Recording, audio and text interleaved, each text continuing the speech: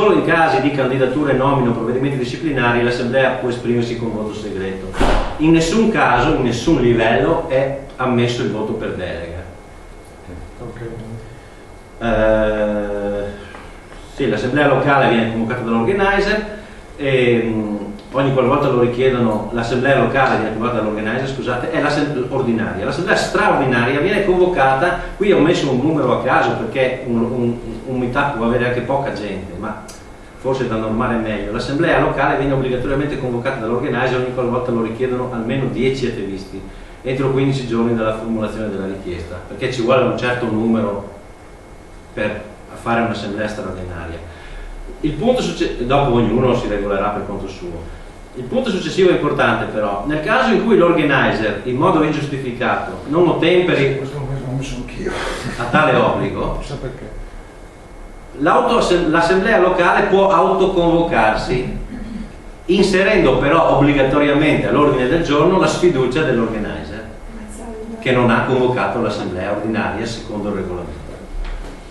Ogni singolo meetup locale deve essere composto da un organizer e un assistant o più assistant a seconda della grandezza, ne determina la durata in carica eccetera eccetera. Lo staff ha facoltà di assumere, ecco, lo staff ha facoltà di assumere decisioni particolarmente urgenti di carattere meramente organizzativo per le quali non sia possibile procedere in tempo alla convocazione dell'assemblea, però ne deve dare subito avviso all'assemblea. I membri dello staff sono tenuti al lato della... Ecco, i membri dello staff, una cosa importante che ci ha creato problemi in passato, voi me lo confermerete, chi è più vecchio di me, ci vuole poco nel movimento, i membri dello staff sono tenuti al lato della loro nomina a sottoscrivere l'impegno di regolare il corretto passaggio delle consegne, a restituire eventuali password o account al termine del loro mandato, indipendentemente dalla ragione di cessazione della funzione. Quindi, quando nel momento di accettare la nomina organizer, contestualmente assumono questo impegno, ok? È contestuale all'accettazione di nomina, se no devono rigettare la nomina. Chiaro? I ruoli di organizer assistant sono incompatibili con eventuali cariche politiche elettive e sono anche incompatibili con altri incarichi equipollenti in altri meetup, nel senso che un assistant o un organizer sono assistant e organizer di quel meetup, non possono essere assistant o organizer di 10 meetup, sono in quel meetup e basta. Il ruolo di organizer assistant decade alla scadenza per dimissioni, per sopraggiunta sfiducia, per accertate iscrizioni a partiti politici o per accertate sopraggiunte pendenze penali. I ruoli di organizer possono essere rinnovati per non più di 2 mandati, poi sarà l'assemblea a decidere quanto durerà, 6 mesi, un anno, quello che è.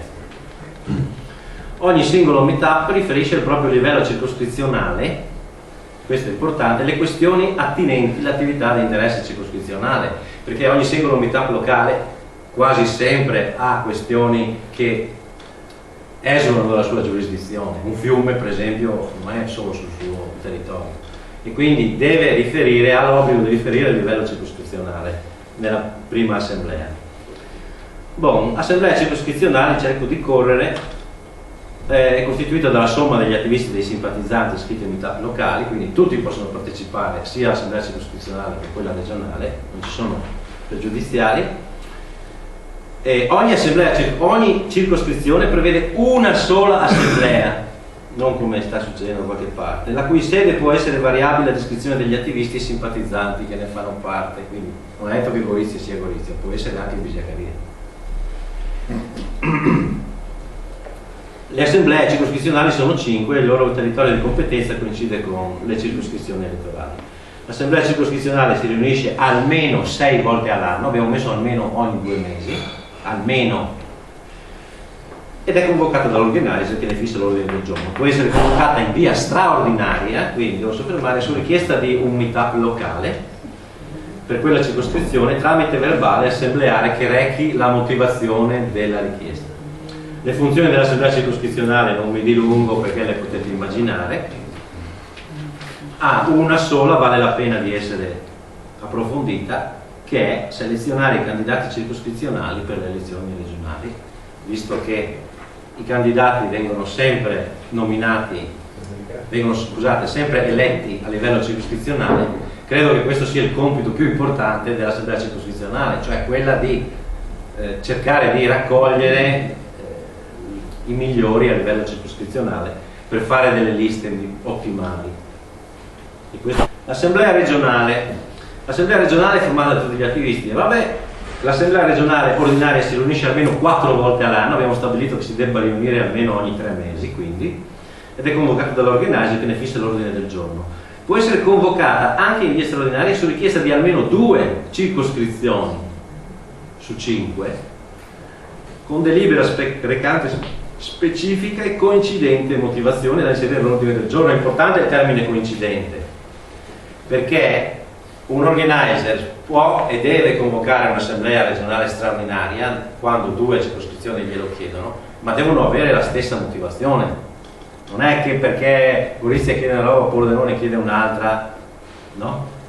Se c'è una cosa che investe, è ritenuta importante da convocare un'assemblea straordinaria da 2 circoscrizioni con la stessa identica motivazione, è obbligatorio che venga convocata l'assemblea straordinaria da parte dell'organizer, se ne fanno richiesta naturalmente, che vuol dire che è un problema pregnante. L'assemblea regionale funge da collegamento con la base del supporto politico programmatico del gruppo consigliare, e l'assemblea regionale si avvale dei gruppi di lavoro, come ho detto prima, composti da attivisti volontari in base a specifiche competenze e disponibilità. L'assemblea regionale si avvale di un gruppo stampa che opera in sinergia con gli altri gruppi stampa circoscrizionali. Avvalendosi dell'operato del GDL, definisce e approva il regolamento politico regionale del Movimento 5 Stelle, il programma, non regolamento, la forza dell'abitudine. Programma politico regionale del Movimento 5 Stelle Friuli Venezia Giulia, quello che poi è avvenuto. L'Assemblea regionale verifica poi l'attuazione della linea politico-programmatica regionale da parte di tutti gli eletti, quindi comunali e regionali, a ogni livello di pubblica responsabilità, e si coordina con l'attività dei parlamentari nazionali eletti nelle circoscrizioni, garantendo il loro supporto sul territorio. L'Assemblea regionale è garante del presente regolamento, ne dispone le modifiche e tiene i rapporti ufficiali con tutti gli eletti a tutti i livelli su tutto il territorio nazionale. Poi ci sono una serie di cose riguardanti il gruppo consigliare, sono 3 grosse perché vale la pena sottolineare. Il gruppo consigliare, nell'ambito della propria autonomia, esercita il proprio potere decisionale davanti a tutti gli elettori e del Movimento 5 Stelle, integrando la volontà delle assemblee ad ogni livello. Quindi è importante sottolineare nell'ambito della propria autonomia, sancita peraltro dallo Statuto. Il gruppo consigliare regionale attua la linea politica e programmatica stabilita dall'Assemblea regionale. Si rende garante degli interessi della base elettiva. Il gruppo consigliare regionale effettua nomine e dispone dei propri collaboratori in totale autonomia, nel rispetto dei principi ispiratori del Movimento 5 Stelle e del presente regolamento, rendendosene responsabile davanti a chiunque. Bene, poi l'ultimo capitolo, i gruppi di lavoro locali e regionali.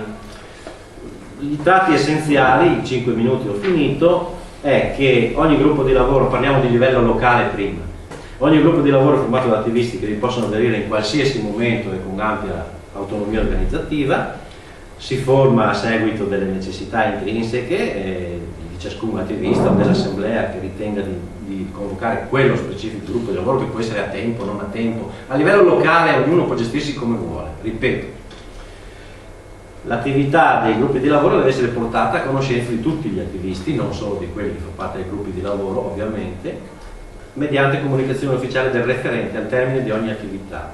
I gruppi di lavoro si coordinano con i gruppi di lavoro regionali corrispondenti quando intendono allargare il dibattito a livello territoriale più ampio. E passiamo ai gruppi di lavoro regionali. Qui c'è da dire un paio di cose importantine. I gruppi di lavoro sono istituiti per decisione dell'assemblea regionale e con il consenso del gruppo consigliare. Quindi l'assemblea regionale deve riunirsi e stabilire quali sono i gruppi di lavoro che debbano essere fatti in accordo con il gruppo consigliare.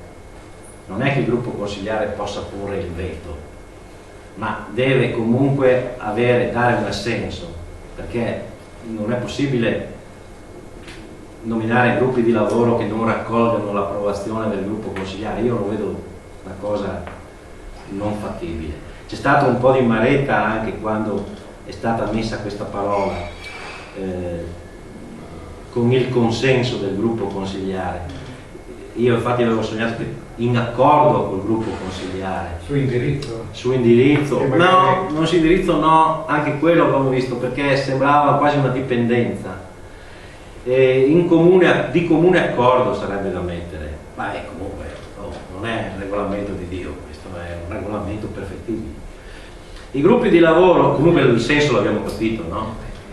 I gruppi di lavoro sottendono alla formazione, ecco questo è importante, i gruppi di lavoro sottendono alla formazione di una squadra di persone che sia espressione della massima competenza tecnica riferibile a ogni singolo argomento politico e programmatico.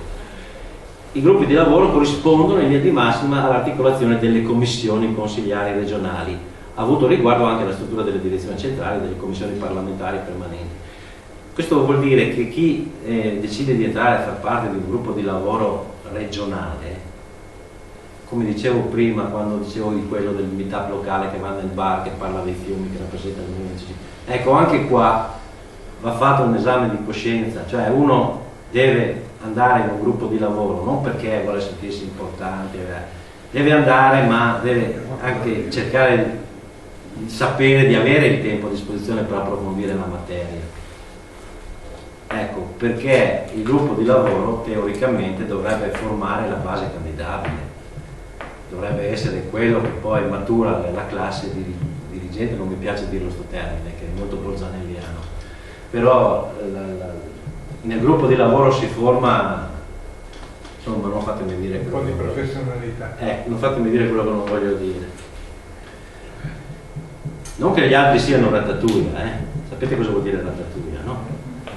Però cioè bisogna fare un serio esame di coscienza, anche se tutti nel suo piccolo danno il loro contributo.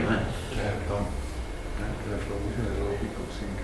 Basta, l'adesione al gruppo di lavoro è personale e spontanea. Il lavoro dei gruppi di lavoro regionali in sede di supporto al gruppo consigliare, ecco, questi sono due punti, gli ultimi importanti, poi ci sono delle domande, sono felice di rispondere. Il lavoro dei gruppi del GDL, sì, per non ripetersi, in sede di supporto al gruppo consigliare può non essere presentato all'assemblea regionale, ok? Il gruppo consigliare ha bisogno di un consulto, il gruppo di lavoro regionale glielo dà. Non è necessario che si convochi un'assemblea per dire il gruppo del lavoro ha gradito alla Bianchi chiese da fare così, così, così, che dopo quella è libera di fare colà e colà e colà. Però glielo dice e basta, non serve che passi per l'approvazione dell'assemblea regionale. Invece il lavoro sviluppato dal gruppo di lavoro regionale in sede di bozza programmatica volta alla redazione del programma politico regionale viene sempre presentato all'assemblea regionale per l'approvazione. Ok? Cosa dicevi? No, adesso si può impostare come è impostato il Consiglio, quindi si fa una bozza si fa un DDL e poi si fanno gli emendamenti, i subemendamenti e si voterà così. Sì, anche perché è impensabile arrivare a un'assemblea regionale, supponiamo, con 3 bozze di programma, no, o 2, e diventa un lavoro improbo. Però lo stesso, secondo me, il passaggio dell'assemblea regionale andrebbe fatto, perché in assemblea regionale sarebbe il momento ideale, una volta preparata la bozza, di fare gli emendamenti, come succede nel Consiglio poi, no? il GDL fa un po' da commissione. Arriva su quello di Pravis Domini o quello di Pulfero che dice ah ma quel punto magari ha ragione, succede. Quindi l'approvazione va fatta. E oggi hanno approvato un nostro emendamento. Sì, lo so, sono ben felice di questo.